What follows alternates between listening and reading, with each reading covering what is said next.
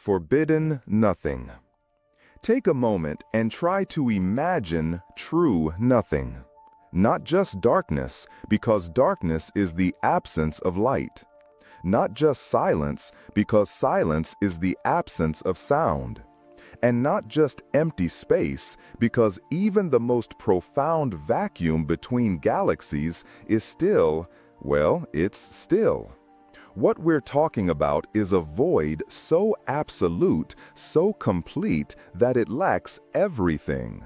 No matter, no energy, no light, no radiation, no fields, no space, no time, no laws of physics to even describe its nothingness.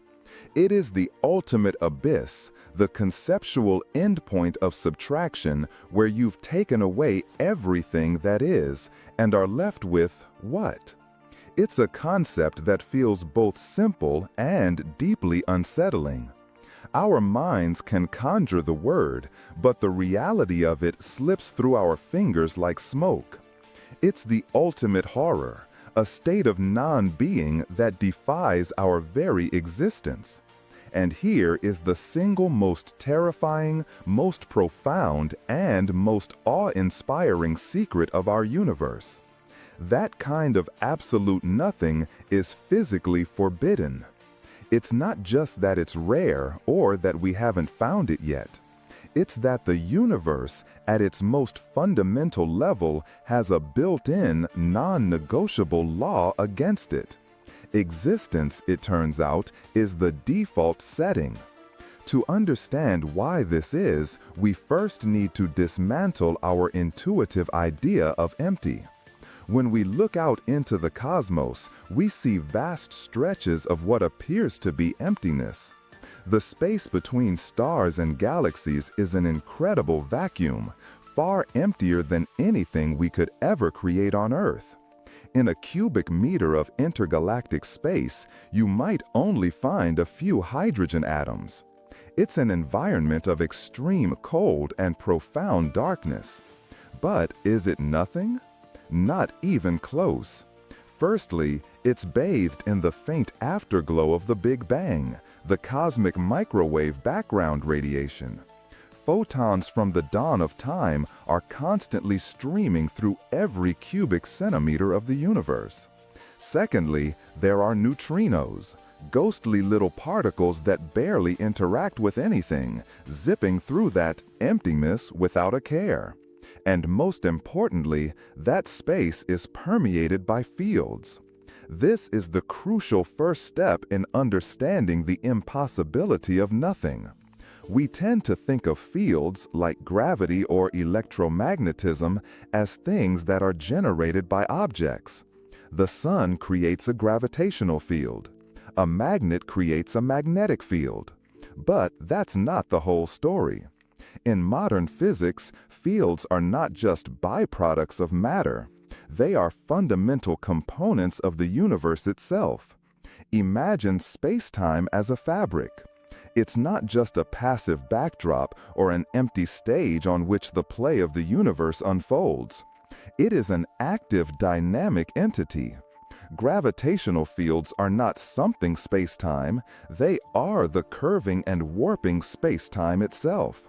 So, even if you could magically remove every single star, planet, and particle from the universe, the fabric of space-time, with its inherent ability to bend and warp, would still remain.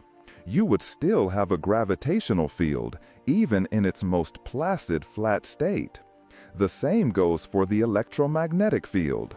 It is a fundamental property woven into the fabric of reality. You can't just get rid of it any more than you could get rid of the concept of length or duration. These fields are the bedrock.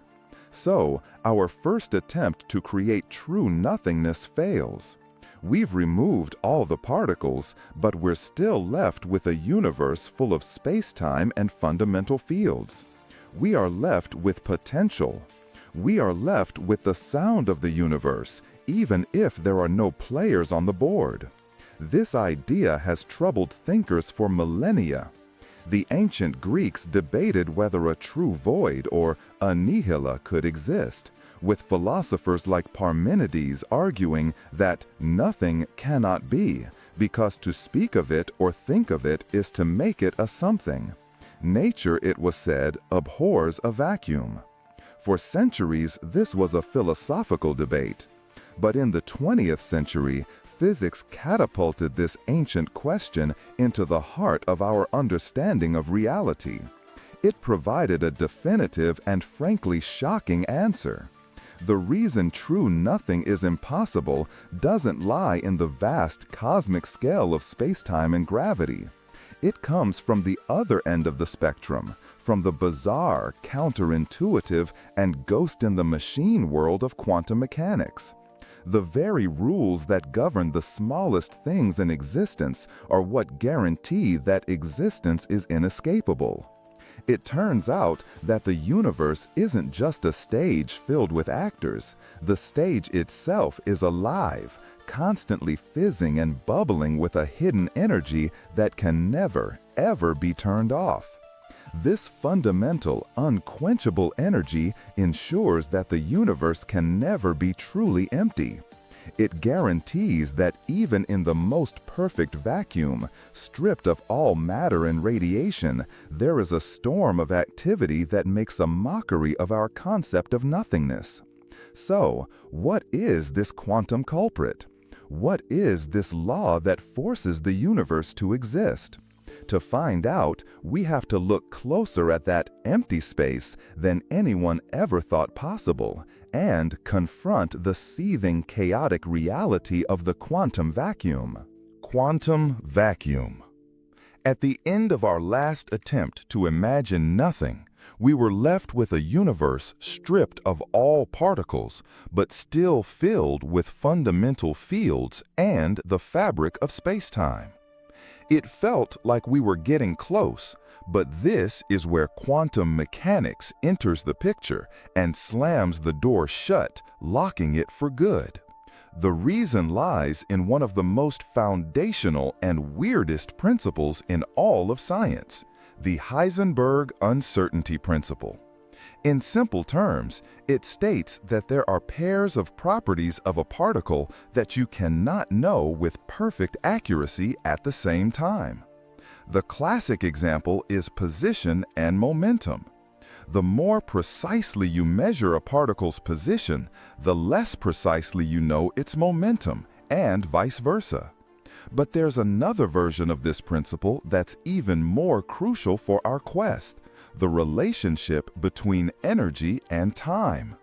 The uncertainty principle says you cannot know the exact energy of a system for a specific, infinitely short instant of time. There's always a fundamental fuzziness, a jitteriness to reality itself. Now, let's apply this to our empty vacuum. A state of true nothing would have to have, by definition, an exact and unchanging energy value, zero. Absolutely, perfectly zero. But the uncertainty principle forbids this. If the energy were perfectly zero, you would know its value with infinite precision, which is not allowed by the quantum rules. Therefore, even the lowest possible energy state of a field, what we call the vacuum state, cannot be zero. It must have a minimum non-zero amount of energy. This is called zero-point energy. It's the energy of the ground state, the energy that remains even at a temperature of absolute zero when all thermal activity has ceased. It's the universe's fundamental, inescapable background hum. This isn't just a mathematical trick, it's a physical reality. This sea of zero-point energy means that our empty vacuum is, in fact, a cauldron of roiling, unpredictable energy. This constant bubbling of energy is known as quantum fluctuations. So, what happens in this fizzing, energetic vacuum? The universe gets creative. Thanks to Einstein's famous equation, E equals mc squared, We know that energy and mass are two sides of the same coin. With all this energy fluctuating in the vacuum, it's possible for that energy to spontaneously convert into matter. For incredibly brief moments, a particle and its corresponding antiparticle, like an electron and a positron, can burst into existence out of literally nowhere. They borrow the energy for their creation directly from the vacuum, exist for a fleeting instant constrained by the uncertainty principle, and then they collide and annihilate each other, paying back the energy they borrowed. These are called virtual particles. Our so-called nothing is actually a seething, effervescent soup, a quantum foam, where countless trillions of these virtual particles are popping into and out of existence in every cubic centimeter, every single femtosecond. The vacuum is not empty. It's the busiest place in the universe. This might sound like wild science fiction, a convenient theory to explain a mathematical quirk. But it's not. We have real, tangible, experimental proof that this quantum foam is real. The most famous example is the Casimir effect. If you take two perfectly neutral, uncharged metal plates and place them incredibly close to each other in a perfect vacuum, a strange thing happens. They are pushed together by an unexplained force. That force is the quantum vacuum. The space between the plates is so small that it restricts the kinds of virtual particles that can pop into existence there. Only those with very specific wavelengths can fit. Outside the plates, however, in the wider vacuum, there are no such restrictions. All kinds of virtual particles can appear. This means there is more stuff pushing on the plates from the outside than from the inside, creating a net pressure that forces them together. We have measured this force. It is undeniable proof that the vacuum is not empty. It's exerting a physical pressure. This brings us to the ultimate mind-bending conclusion. The universe is fundamentally, irrevocably, and energetically opposed to nothingness. Its most basic law, the uncertainty principle, ensures that even its lowest energy state is a hive of activity. This means that existence is not a strange anomaly in a sea of nothing. It means existence is the baseline. The state of something is the stable default condition of reality. The scariest law of the universe isn't one that dictates an eventual cold, empty death. It's the law that dictates there is no escape from being. The universe wasn't born out of nothing because nothing was never an option.